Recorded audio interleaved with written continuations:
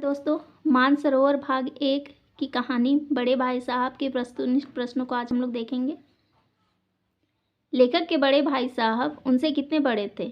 तो 5 साल बड़े, अर्थात 14 साल के थे वो। लेखक के बड़े भाई साहब पढ़ाई में उनसे कितने दर्जे आगे थे?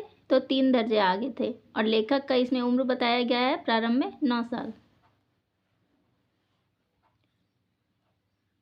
बड़े भाई साहब के बारे में कहा गया है कि 1 साल का काम 2 साल में करते, कभी कभी 3 साल भी लग जाते। इसका आशय क्या है कि वह एक ही कक्षा में 2-3 साल फेल हो गए थे।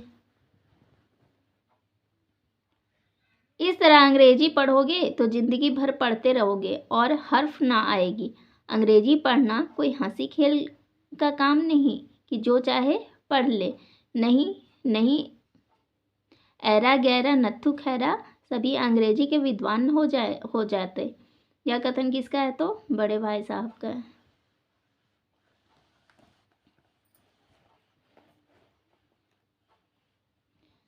अगला प्रश्न है, सालाना इम्तिहान के रिजल्ट में क्या हुआ?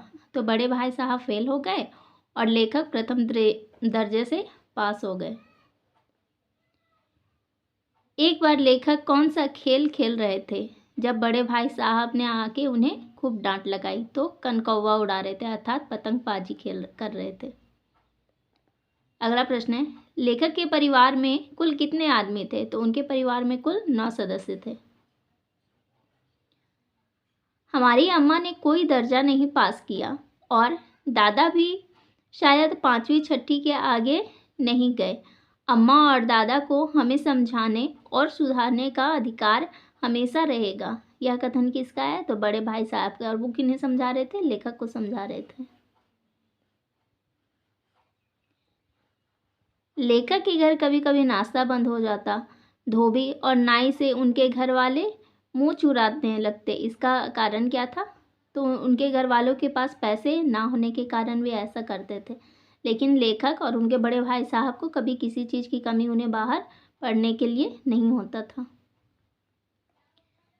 मेरा भी जी ललचाता है, लेकिन करूँ तो क्या? खुद बेराह चलूँ तो तुम्हारी रक्षा कैसे करूँ? यह कथन किसका है? तो बड़े भाई साहब का है।